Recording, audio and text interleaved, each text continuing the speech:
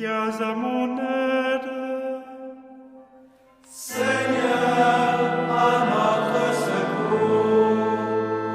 Gloire au Père et au Fils et au Saint-Esprit, au Dieu qui est, qui était et qui vient, pour les siècles des siècles.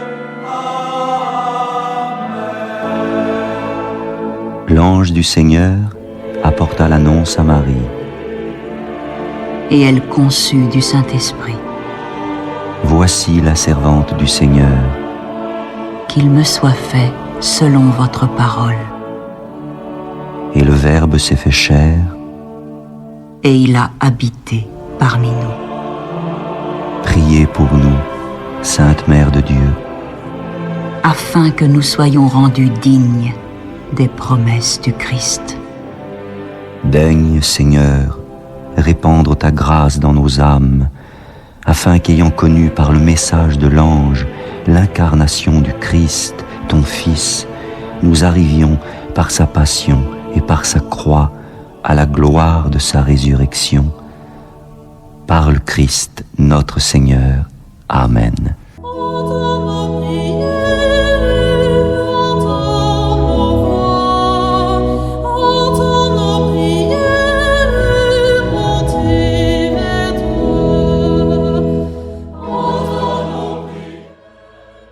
Seigneur, dans le silence de ce jour naissant, je viens te demander la paix, la sagesse, la force. Je veux regarder aujourd'hui le monde avec des yeux tout remplis d'amour, être patient, compréhensif, doux et sage, voir au-delà des apparences tes enfants, comme tu les vois toi-même, et ainsi ne voir que le bien en chacun. Ferme mes oreilles à toute calomnie. Garde ma langue de toute malveillance. Que seules les pensées qui bénissent demeurent en mon esprit. Que je sois si bienveillant et si joyeux, que tous ceux qui m'approchent sentent ta présence. Revêt-moi de ta beauté, Seigneur, pour qu'au long de ce jour, je te révèle. Amen.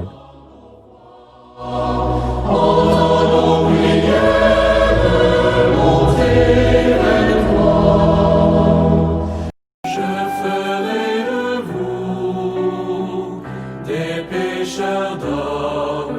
Venez et marchez à ma suite. Je ferai de vous des pêcheurs d'hommes.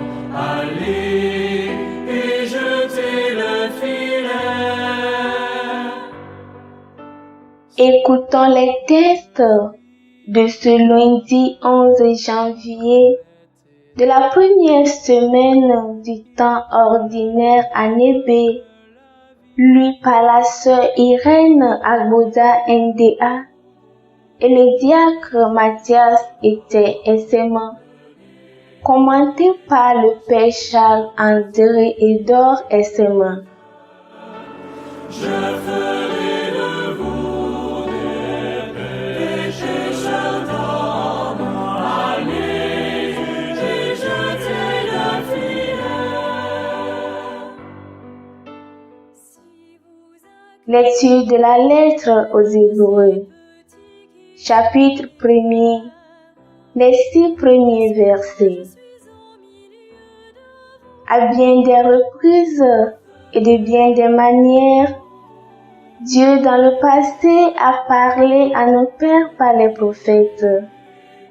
Mais à la fin, en ces jours où nous sommes, il nous a parlé par son Fils qu'il a établi héritier de toutes choses et par qui il a créé le monde. Rayonnement de la gloire de Dieu, expression parfaite de son être, le Fils qui porte l'univers par sa parole puissante, après avoir accompli la purification des péchés, s'est assis à la droite de la majesté divine dans les hauteurs des cieux, et il est devenu bien supérieur aux anges, dans la mesure même où il a reçu un héritage un nom si différent du leur. En effet, Dieu déclara-t-il jamais à un ange, « Tu es mon fils, moi aujourd'hui je t'ai engendré » ou bien encore, « Moi je serai pour lui un père et lui sera pour moi un fils » À l'inverse, au moment d'introduire le premier-né dans le monde à venir, il dit que se prosternent devant lui tous les anges de Dieu. Parole du Seigneur. Nous rendons grâce à Dieu.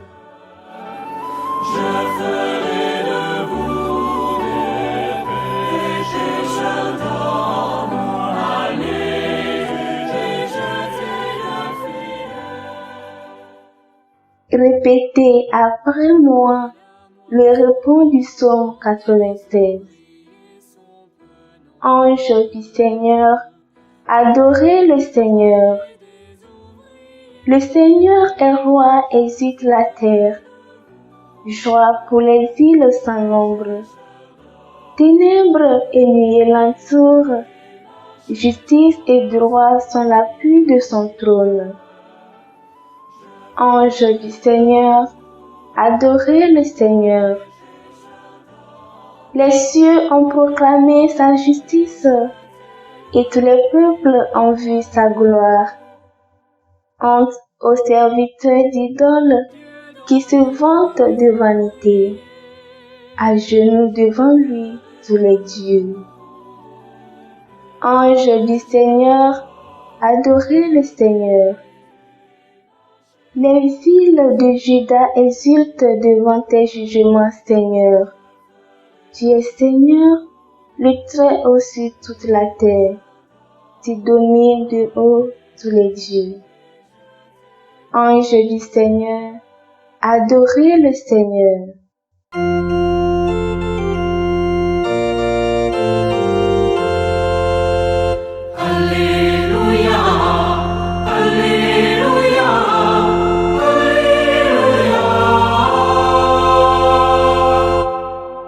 Le règne de Dieu est tout proche. Convertissez-vous et croyez à l'Évangile. Alléluia, Alléluia, Alléluia.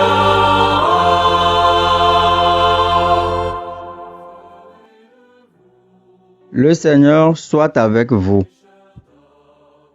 Évangile de Jésus-Christ selon saint Marc, chapitre 1, versets 14 à 20. Après l'arrestation de Jean, Jésus partit pour la Galilée proclamer l'évangile de Dieu. Il disait, « Les temps sont accomplis, le règne de Dieu est tout proche. Convertissez-vous et croyez à l'évangile. » Passant le long de la mer de Galilée, Jésus vit Simon et André, le frère de Simon, en train de jeter les filets dans la mer, car c'étaient des pêcheurs. Il leur dit, « Venez à ma suite, je vous ferai devenir pêcheurs d'hommes. » Aussitôt, laissant leurs filets, ils le suivirent. Jésus avança un peu et il vit Jacques, fils de Zébédée, et son frère Jean, qui étaient dans la barque et préparaient leurs filets. Aussitôt, Jésus les appela. Alors, laissant dans la barque leur père Zébédée avec ses ouvriers, ils partirent à sa suite. Acclamons la parole de Dieu.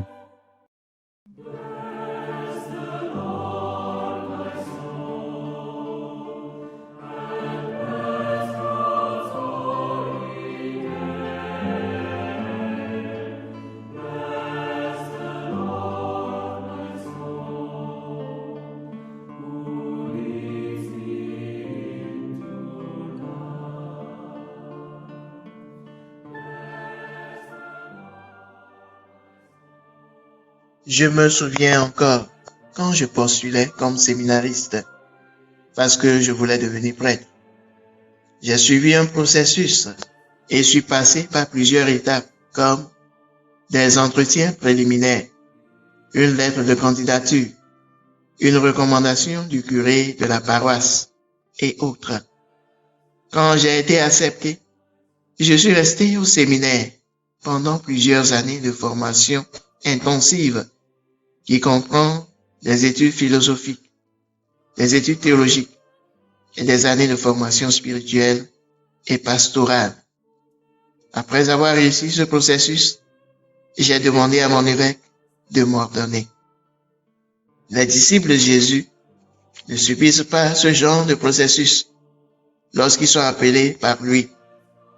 Dans l'évangile d'aujourd'hui, André et Simon jettent simplement leur filet dans le lac, tandis que Jacques et Jean mettent leur filet en ordre. Jésus passe, les voit, les appelle. Viens, suis-moi, je ferai de toi des pêcheurs d'hommes. L'initiative est du côté de Jésus. C'est bien le royaume qui s'approche et les appelle. Immédiatement, ils laissent tout dans le bateau et le suivirent. Cela fait penser à la vocation d'Abraham, dont le livre de la Genèse dit tout simplement. Abraham partit comme le Seigneur le lui avait dit. Genèse, chapitre 12. Ce passage évangélique sur l'appel des premiers disciples nous amène à réfléchir sur 3 points. Premier point, Jésus nous appelle dans les activités quotidiennes de notre époque. Jésus a vu Simon et son frère André jeter leur filet dans la mer. C'étaient les pêcheurs.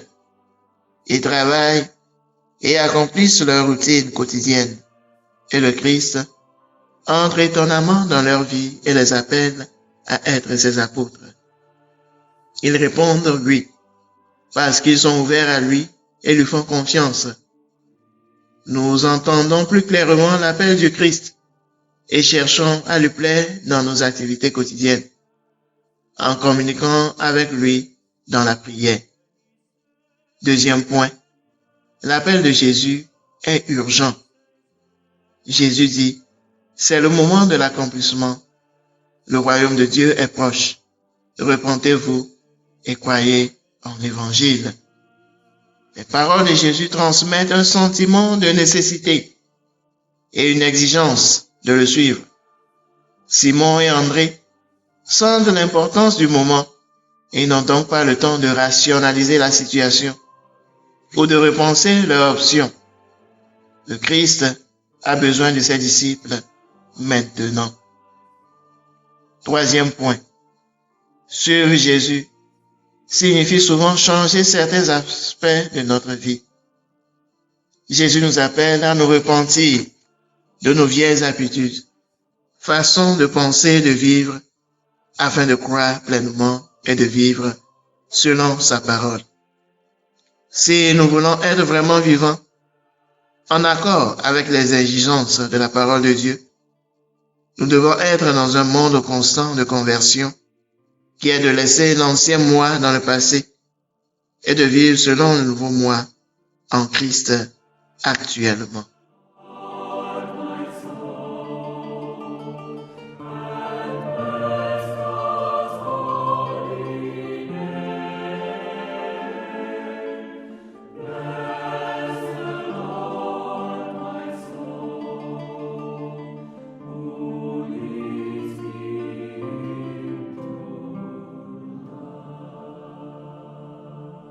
Le Seigneur soit avec vous. Et avec votre esprit.